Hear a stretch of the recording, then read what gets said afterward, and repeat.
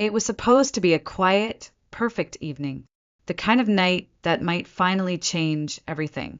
I had spent the whole afternoon in our small Portland kitchen, carefully preparing Dylan's favorite dinner: creamy truffle mushroom risotto, garlic roasted asparagus, and a freshly baked sourdough loaf I'd made from scratch the night before. I even lit candles, set the table with the good plates. Everything was intentional, precise, because tonight I was going to tell him.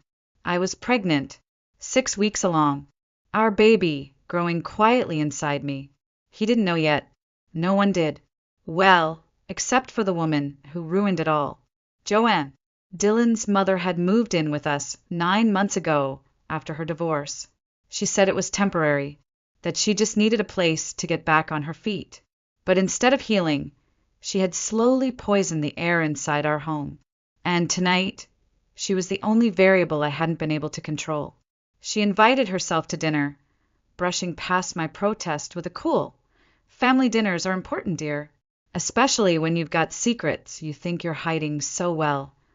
That should have been my first warning. I was already nauseous from the pregnancy, the kind of unrelenting sickness that doesn't wait until morning. But I pushed through, hoping tonight would be different. Hoping this meal, this night, this announcement might finally soften her, might make her see me. Instead, it broke me. I still remember the sound of her heels clicking against the hardwood as she walked toward Dylan. Just as I brought out the risotto, she placed a manicured hand on his shoulder and leaned in, whispering something too soft for me to hear. But I didn't need to hear it, because I saw his face. It changed in real time, from calm to furious, as if someone had flipped a switch inside him. His warm brown eyes went cold. His jaw clenched. He stood, so abruptly his chair screeched across the floor. "Is this true?" he demanded, staring straight at me. "You've been lying to me?" I froze. "What are you talking about?" "Don't play dumb, Maya. Did you think I wouldn't find out?" Before I could even process the words, his hand shot out. The slap came fast and sharp. I barely registered the sting before I was stumbling backward, hitting the wall behind me. My vision blurred. My cheek burned. For a second, I couldn't breathe. Then came the nausea, violent, involuntary. My stomach clenched, and in front of both of them, I threw up. Dylan recoiled, disgust etched across his face. "Maya, what the hell?" His words cut off when he saw something fall from my purse, which had tipped over in the chaos. A small pink stick. He reached down, picked it up, and looked at the tiny window. 2 lines. His face drained of color. "Is this?" I was still on the floor, clutching my stomach with one hand, the other covering my burning cheek. "Yes," I whispered. "I'm pregnant." Silence. For one long, suffocating moment, the only sound in the room was the sizzle of asparagus still crisping in the oven. Joanne said nothing. Her lips were pursed into a thin, satisfied line, but even she hadn't expected this. Dylan looked at the pregnancy test, then at me, then at his hand. "Oh my God," he murmured. "Maya, he stepped forward. I flinched. He stopped. The man who had once held my hair when I had food poisoning, who used to leave me notes in my lunchbox, who promised to love and protect me in front of our families, had just struck me while I was carrying his child. Everything I thought I knew about him shattered in that instant. Then came the sound that would change everything. The front door creaked open. Tessa, our neighbor, stood in the doorway, her eyes wide, breath catching when she saw my red cheek and the wreckage around us. "I heard shouting," she said slowly, eyes scanning Dylan, then Joanne. "Is everything okay in here?" I opened my mouth, but I couldn't say the word yet. No, nothing was okay, and I didn't know if it ever would be again. I met Dylan on a rainy Friday afternoon at Juniper and Brew, the cozy little cafe tucked between Powell's bookstore and the old movie theater on 11th. I was sitting near the window, grading a stack of children's books for the library's reading program, when a man juggling 2 iced coffees and a phone in his mouth stumbled past my table, and knocked over my entire pile of paperwork. "Oh, God, no, no! I'm so sorry," he said, voice muffled by the phone he tossed aside to grab napkins. "Please don't hate me. I swear I'm not usually this clumsy."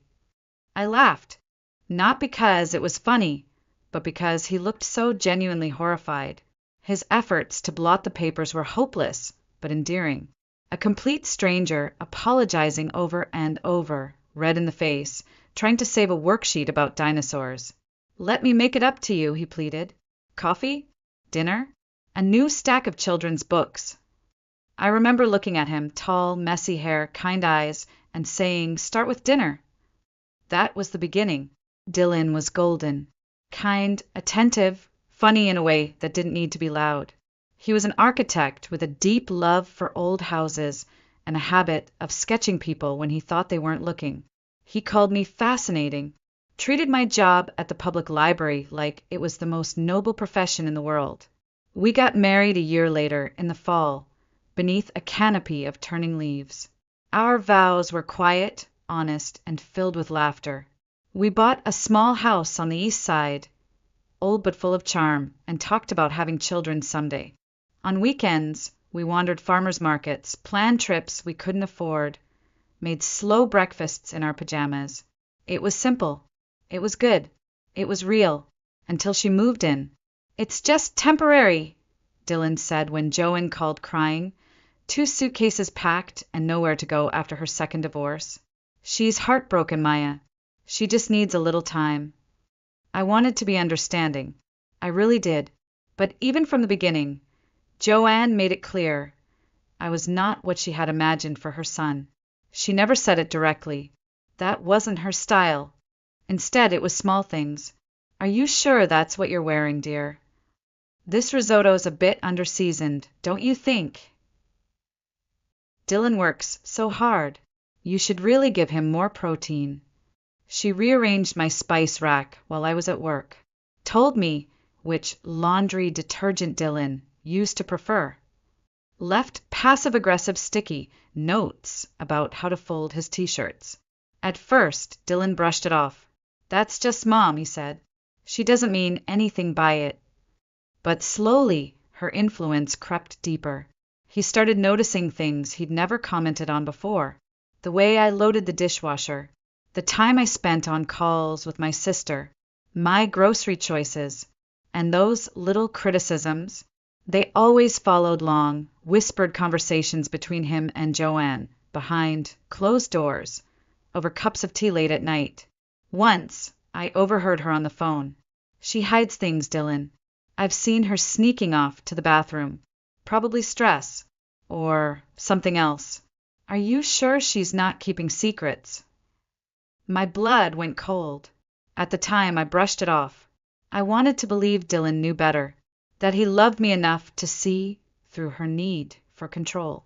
But with every passing month, it got harder to tell where her voice ended and his began. Then, 3 weeks ago, I found out I was pregnant. And for a moment, everything else faded.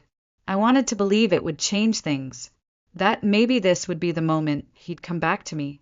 That the man I married still lived somewhere inside him. But Joanne was always one step ahead. Looking back now, I realized Joanne never needed proof. She only needed doubt. And once that seed was planted in Dylan's mind, she watered it every day. I started noticing how quiet he became after speaking with her. How his eyes lingered a little longer when I said I was tired, how he'd glance sideways when I came back from the bathroom. The warmth in our conversations was gone, replaced by pauses, suspicions, and silence.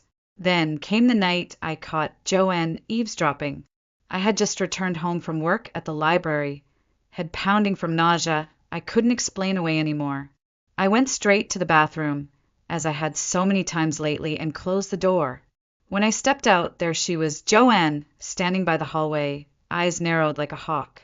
"You've been running to the bathroom at odd hours," she said coolly. "Anything you want to share?" I forced a smile. "Just stress." She raised an eyebrow. "Funny. I had that same stress before I found out I was pregnant with Dylan." I walked past her without replying, but her meaning was crystal clear. From that day forward, her behavior shifted into something sharper, more pointed.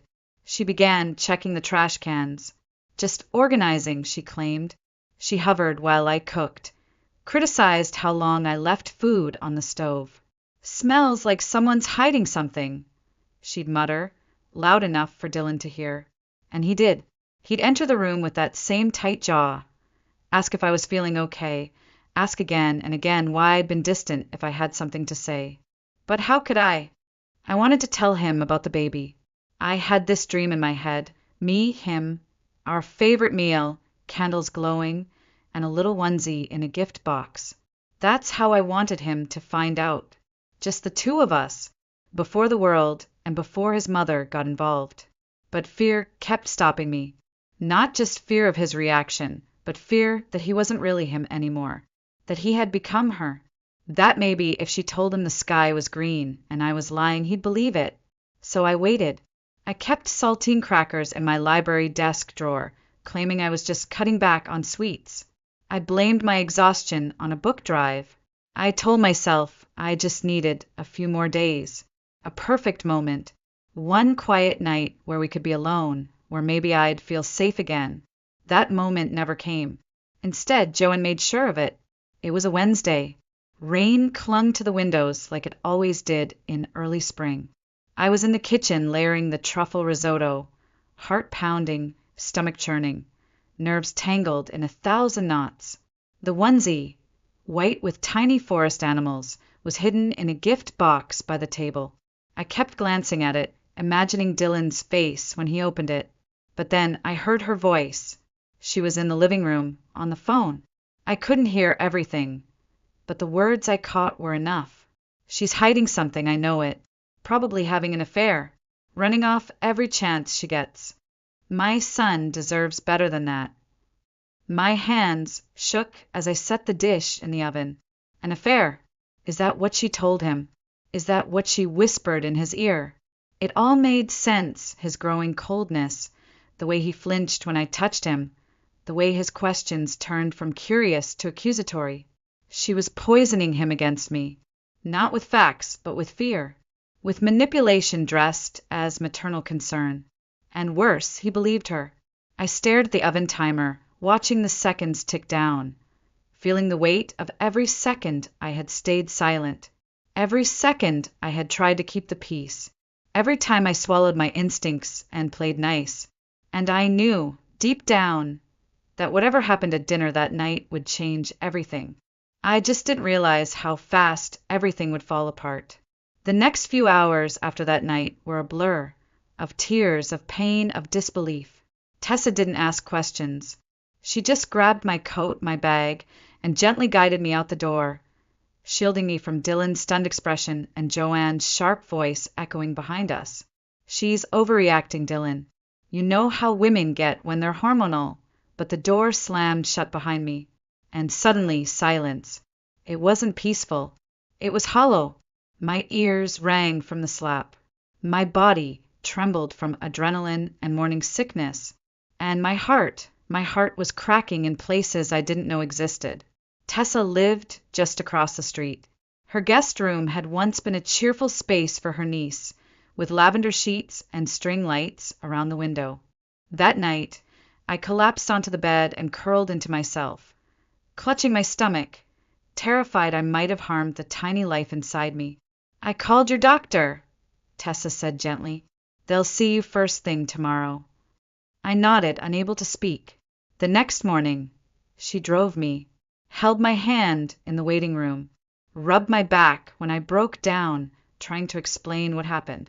I'll never forget the moment the ultrasound monitor lit up. A small flutter, then the sound, strong, steady, beautiful, the heartbeat of a life not yet born, but already loved. Tears slid silently down my cheeks, not from fear or sadness, from something deeper. The sound wrapped around my broken heart and held it together, just enough. "Do you want me to record it?" the nurse asked gently. I nodded. That night, wrapped in one of Tessa's oversized sweatshirts, sitting on the edge of the guest bed, I stared at my phone for a long time. I had promised myself I wouldn't contact him. Not after what he did. Not after how quickly he believed her. But the sound of that heartbeat, it wasn't mine to carry alone. I opened the audio file, pressed play once, closed my eyes, then attached it in a message. Your child's heartbeat. That was all I wrote. No anger, no guilt, no explanations, just the truth. His reply came within minutes. Please, can we talk? Just us. No, Mom. Please, Maya. I stared at the screen, my thumb hovering. My cheek was still tender, the bruise blooming yellow beneath the surface. But I wasn't doing this for him. I was doing it for the baby. I needed answers. I needed clarity. I needed to look into his eyes and see who was still in there if anyone was left.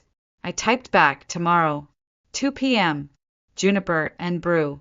You show up with her, I walk away forever. I won't, he replied. I swear. I'm choosing you this time. The next morning, I stood in front of the cafe where we first met, shivering not from the cold, but from everything that still ached inside me. Tessa was parked across the street, engine running, eyes locked on me from behind the wheel. My lifeline, just in case. At 2 p.m., sharp, the cafe bell chimed. Dylan walked in, alone. No coat, just a faded blue shirt and eyes sunken with sleepless nights. He paused when he saw me, like he wasn't sure I'd really come. Neither was I, but I had. For me, for the child inside me, for the version of myself that refused to be broken. Can I sit? He asked quietly. I nodded, even as my whole body screamed to run. He sat, but this time not close. He kept distance, kept his hands on the table. His voice, when he finally spoke, was hoarse. I kicked her out last night, he said. Joanne. She's staying at a hotel. I packed her bags myself. I said nothing, because actions are louder than words, and I needed to see more. I didn't touch my tea. It sat between us like a boundary, steam rising between two people who once shared everything and now shared nothing but silence. Dylan looked thinner, tired. The stubble on his jaw was new, and his shirt was wrinkled. Same one he'd worn the night it happened. His hands were clenched together on the table, knuckles white. I'm so sorry, he said quietly. For everything. For believing her. For not asking you. For what I did. I stayed quiet. After you left, he continued, I found her on the phone with one of her friends, laughing, saying she'd finally saved me from your lies. She said it loud enough that I knew. She made it all up. She twisted everything.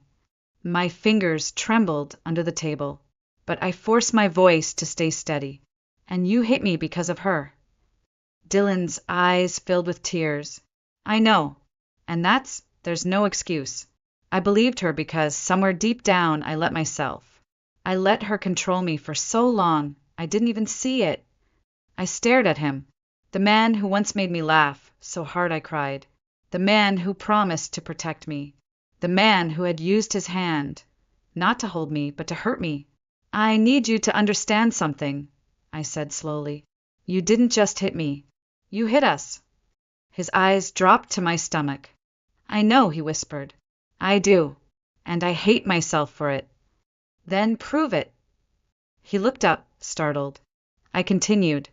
I have conditions. If you break even one, I'm done. I don't care how sorry you are. I won't raise our child in fear. He nodded once. Okay. 1. Your mother never sets foot in our house again. Not for holidays. Not for visits. Not at the hospital. Nothing. She gets no information about the baby. No photos. No updates. Done. 2. You go to therapy. Alone. Every week. And we do couples counseling too. You start immediately. I already had my first session yesterday. 3, I said, leaning in, my voice like ice. If you ever raise a hand to me again, even once, I will press charges and file for full custody. No second chances. His shoulders dropped, shame folding his body. I wouldn't blame you, he said, then reached into his pocket and slid something across the table. A business card, family law attorney. I already asked her to draft custody papers, he said. If I ever get violent again, you get full custody. No fight, no court. It's in writing. My throat closed up. He was serious. For the first time in weeks, I saw something real in his eyes. Not just guilt, but the will to change. The man I married, buried under layers of control and denial, clawing his way out. Still, I didn't relax. Because words are easy. Change isn't. I'm not coming home, I said quietly. Not yet. He nodded. I understand. And we don't do anything until counseling begins. Already booked, he replied, sliding another card toward me. Dr. Reena Patel, trauma-informed, couples counseling. I don't want promises, Dylan, I said. I want proof. Over time. You don't get to earn me back in a day. His voice cracked. Whatever you need. I took a breath. A long, hard breath. Then here's what I need next, I said. The next doctor's appointment. You can come. His face lit up like I'd handed him the sun. But Tessa comes too, I added.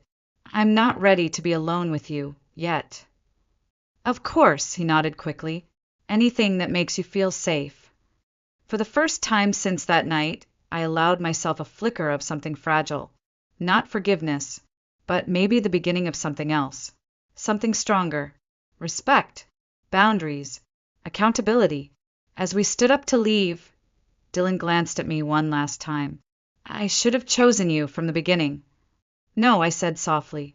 You should have chosen yourself, and unlearned everything she ever taught you. Then I walked out first. And this time he didn't try to follow. It started with a text. Dylan, your mother's outside my library.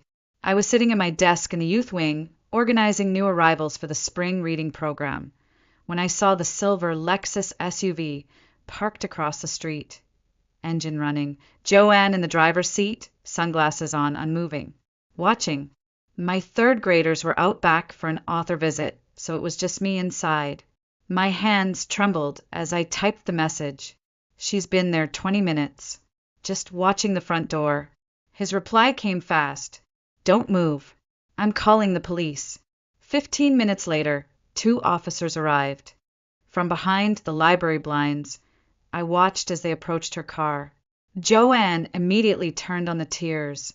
Trembling hands, cracking voice, the perfect victim. I'm just worried about my son, she said, loud enough that I could hear her through the glass. His wife is unstable. She's keeping me from my grandchild. Then her tone shifted, sharp as a knife. She trapped him with that baby. She's poisoning him against me. Ashley, the library assistant, stood beside me, eyes wide. Want me to film this? She whispered. You mentioned you might need evidence for that restraining order. I nodded. My fingers clenched the windowsill. But my heart had already begun to shift. Not with fear, but with clarity. This was who Dylan had grown up with. That night, during our couples session with Dr. Patel, I showed Dylan the footage. He didn't speak for a long time, just stared at the screen, hands pressed to his forehead, eyes glassy. I never saw it before, he whispered. She's exactly like when Dad left. She'd scream, cry, make herself the victim, and I always believed her version. Dr. Patel's voice was calm, steady. Generational patterns of emotional abuse are hard to break, Dylan. But every time you choose Maya over her manipulation, you're breaking the cycle. He turned to me. I want that cycle broken before our daughter is born. And just like that, it became real. Our daughter. The next week, I had another ultrasound. Tessa drove me to the clinic, and Dylan followed behind in his car. A precaution we'd agreed on. Boundaries still mattered. Safety still mattered. Inside, the technician smiled as she slid the gel across my stomach. Would you like to know the gender? She asked. I looked at Dylan. For the first time in months, I saw hope in his face instead of guilt. I nodded. It's a girl. My breath caught. A girl. A tiny future already growing inside me. I reached instinctively for my belly, and for the first time, Dylan reached across the space between us and I let him. His fingers brushed mine. Gentle. Careful. She'll never know this kind of fear, he whispered. Not while I'm breathing. But Joanne wasn't done. As Tessa and I walked back to the car, we saw her leaning against her SUV in the parking lot. Her lipstick perfect, her eyes cold. Before I could react, Dylan stepped between us. He hadn't even hesitated. Leave, he said. Now. I have a right to know about my granddaughter, she snapped. You can't cut me out. You lost that right the day you made me hurt her mother. Joanne's face twisted.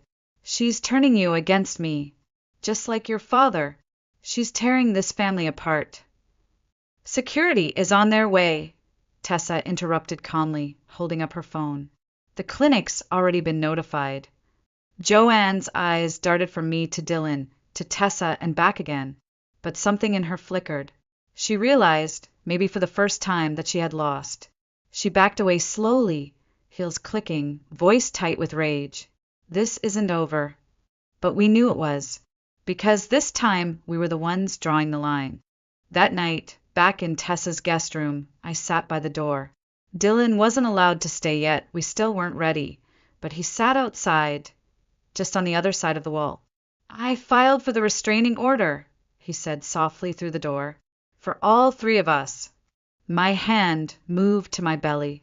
I closed my eyes, and for the first time since everything fell apart, I felt something I hadn't dared to feel in weeks. Not just hope, but safety. I returned home in the 5th month of my pregnancy.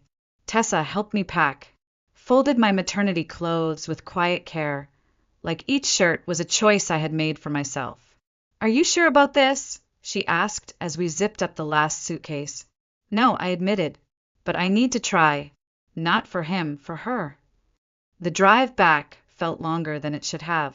My hands trembled slightly on my lap as we pulled up to the house. The same house where I had been slapped, humiliated, gaslit. But when I stepped inside, everything had changed. Joanne's things were gone. No more crystal figurines glaring from the mantel. No more homemade potpourri that made my eyes sting. No more photos of Dylan as a child with a handwritten note that said, "My little man, always mine." Even the walls had changed. Dylan had painted them soft yellows and greens, the same shades we'd picked for the nursery years ago, back when having children still felt like a shared dream. I got rid of the dining room table, he said quietly, appearing in the hallway like a shadow, learning how to stand in the light. Didn't want you to have to look at it every day. In its place stood a round oak table, warm, welcoming, no head of the table, no hierarchy, no throne for his mother to hold court from. Everything felt softer, but I didn't unpack everything. Not yet. We created new routines. Dylan would text before coming home, even if it was just from work. We cooked together, small things. He never assumed, never acted like he was entitled to closeness. He knew now everything was earned. Every decision about our baby was made together. No whispers, no interference. And then came the first test. At 7 months, a package arrived at my workplace, beautifully wrapped with a silver ribbon. Inside was an antique rattle, heavy, cold, engraved with EMW, Elena Maya Walker, our baby's initials. There was no note inside, just a small card slipped underneath the tissue paper. Blood is thicker than restraining orders. I stood there in the staff room, holding that message like it was a loaded weapon. I didn't cry. I took a photo, sent it to Dylan, and 20 minutes later, he showed up at the library, the rattle in hand, marching straight to our lawyer's office. She's testing boundaries, he told the attorney. I want that documented. That night, he found me in the nursery, sitting in the rocking chair we'd assembled the weekend before, hands pressed to my belly. I'm scared, I whispered. What if she never stops? Then we never stop either, he said. Every time she pushes, we push back, with truth, with the law, with each other. I won't let her near our daughter. We met with Dr. Patel the next morning to build a full safety plan. We created new passwords for daycare pickup, installed security cameras, informed neighbors and friends. Even Tessa's partner Tom, a local police officer, agreed to be our emergency contact. Every step made me breathe a little easier. Then we got a call from the hospital. Someone had been calling, pretending to be my mother, asking about my birth plan. Joanne, I'll change the registration, Dylan said instantly. Different hospital. I'll register you under Tessa's address. No one else will know. I nodded, throat tight with anxiety. But I couldn't ignore what I saw in him now. How fast he moved, how thoroughly he protected. How different he was from the man who once stood silent while I cried in our kitchen. You're doing the work, Dr. Patel said in our next session. Both of you. That's what matters. And it did. Because the nursery we built together wasn't just a room. It was a symbol of reclaimed space, of healing, of the kind of love we wanted our daughter to know. Not the love that controlled, but the love that protected. Labor began at 2:13 a.m. on a Tuesday. It wasn't dramatic, just a slow tightening across my lower back that grew more frequent with each hour. By 4 o'clock, I woke Dylan. By 4:05, he was already in motion. He followed the plan exactly. Tessa was called. The hospital bag already in the trunk. The car seat secured. The cameras on. Front door locked. Back door double-checked. No signs of the silver Lexus. We drove to the new hospital registered under Tessa's address. Private maternity wing. Security briefed. Our OB already waiting. The delivery room was nothing like what I had feared. No screaming. No chaos. Just steady breathing. A hand holding mine. Dylan at my side. Tessa just outside the door like a sentinel. 12 hours later, after what felt like a lifetime of contractions and clenched jaws and whispered encouragement, our daughter arrived. Elena Maya Walker. Tiny, pink, lungs screaming with life. A perfect cry. 10 fingers, 10 toes, and eyes that opened wide before the nurse could even wrap her in the soft, green blanket. Dylan sobbed. He didn't even try to hide it. She's perfect, he whispered, touching her foot gently. She looks just like you.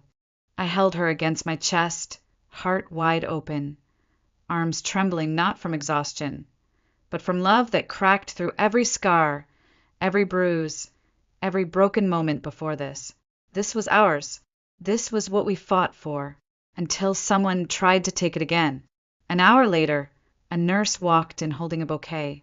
White lilies, a simple card, to my first granddaughter. She'll need her grandmother soon enough. Blood is forever. Jay, I stared at the message. It wasn't anger I felt. It was finality. Give this to security, I said calmly. Have them flag the name. Anyone who delivers on her behalf, we want documented. The nurse nodded and left. Dylan didn't say a word, just stood, holding Elena's tiny hand, eyes hard with resolve. That night, Tom, Tessa's partner and our emergency contact, took the night shift outside our hospital room. He stood near the door like a quiet shadow, sipping coffee and scrolling his phone, ready to intervene at the first sign of trouble. But there was none, because Joanne knew. She had no power here anymore. 3 days later, we came home, not just to a house, but to a new life. The locks were changed, security reinforced, the nursery lit with soft morning sun, and a wall of hand-painted woodland animals Dylan had stayed up late to finish. "Welcome home, Elena," I whispered as I carried her in. The first nights were hard. Diaper changes, late feedings, exhaustion that blurred the days. But in between the chaos, there were quiet moments of peace. Moments where Dylan would rock her to sleep humming lullabies. Moments where we laughed when she sneezed mid-yawn. Moments where I looked around the nursery and realized I wasn't afraid anymore. At Elena's 1-month checkup, the pediatrician smiled. "She's thriving," she said. "Whatever you're doing, keep doing it." And we did. Together. One quiet afternoon, as I sat in the nursery folding laundry, Dylan returned from the grocery store, silent. He stood in the doorway for a long time, Elena asleep in her bassinet beside me. "I saw her," he said finally, "at the store." My heart skipped. What happened? She tried to speak to me. I walked away, called the store manager, followed our plan. I exhaled. "And how do you feel?" I asked. "Sad," he admitted, "but steady." I didn't hesitate, Maya. Not once. She doesn't own any part of me anymore. He walked over, took my hand. "Our daughter will never have to unlearn the kind of love I grew up with," he said. "She'll only know the real kind, the kind that builds, that protects, that chooses over and over again." I looked at our child, sleeping, safe, surrounded by a future we carved out of wreckage. "You broke the cycle," I whispered. "No," he said. "We did." Outside, the sun was setting, painting the nursery walls in gold. We didn't just survive. We rebuilt. For her. And that made every scar worth it.